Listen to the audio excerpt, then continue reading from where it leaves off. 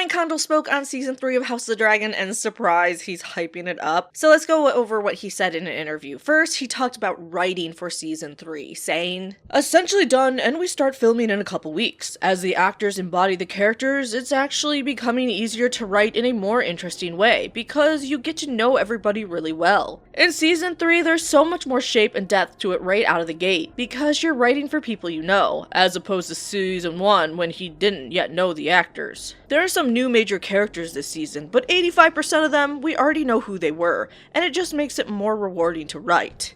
God, my fear is that's his way of saying, oh yeah, we're letting the actors insert more and more into who they think their characters are, or something that they would do, such as the carriage scene between Aegon and Alicent, or the kissing scene between Rhaenyra and Mysaria. He also claimed season 3 is way bigger than season 2, which makes sense. We're gonna get a lot of battles in season 3, but on that he shared, "Season 2 is huge. Season 3 is huger, in many ways. There are, by my quick count on stage, 4 major events from the book that we get to adapt and realize in 3 dimensions in this season. That's really exciting on a scope and scale perspective. And I think it's the thing the show does really well. The things that we're building are mind-boggling, but what I'm most excited for is from a dramatic perspective is that we got to have a little fun this season. And there's a conceptual episode, meaning that it isn't in the traditional vernacular of what we've laid out as the structure of a House of the Dragon episode. It's very character-driven, and I think it's really great, and I'm really excited to see it rendered. I know we all can probably guess the 4 major events, the Battle of the Gullet, we're gonna see Tumbleton, which is gonna be really tragic. King's Landing probably is going to fall, and then maybe we'll see the fall of Dragonstone as well. So that would be 4 major events. A little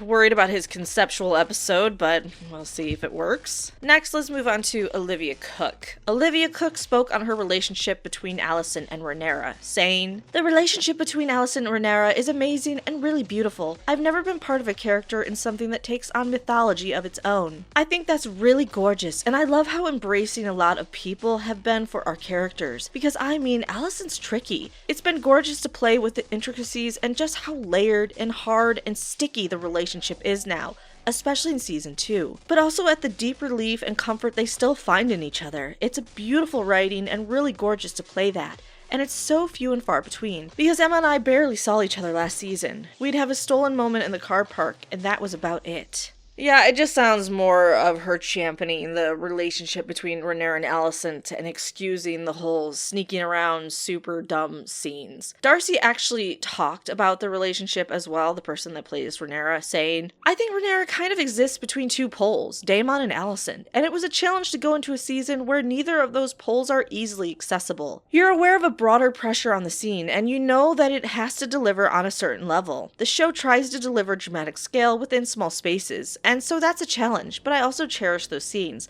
so there's personal stakes there too." That really sounded like a whole lot of nothing. Hey, I really love the relationship dynamics between Daemon and Alicent. I didn't get to have that a lot in season 2. That sucked. I feel like was just the basic message of what she said. Lastly, George R.R. Martin spoke on adaptations, and of course you can tell how pissed he still is about House of the Dragon season 2. In an interview he shared, "These are my children, these stories I create, and you have 2 choices when you sell them for adaptation. You can try to get involved, or you can just say, alright, I wrote a book, they're making a movie, it's a different thing. And sometimes it's good to do one, and sometimes it's good to do the other. If it's good, and if it's good in the way that you wrote it, it's like your dreams have come alive. These children of yours, these fictional children, there they are on the screen. I can't describe how great a feeling that is, how exciting it is." He also stated sometimes they get changes right, such as changes they made to King Viserys I, but also talked about the darker side, saying, "There's also the downside, where you watch the movie and it's not your children. They've done something. I know writers who have gone to the premiere of their movie, gotten up and walked out. They just can't take it because there is such a strong personal relationship there."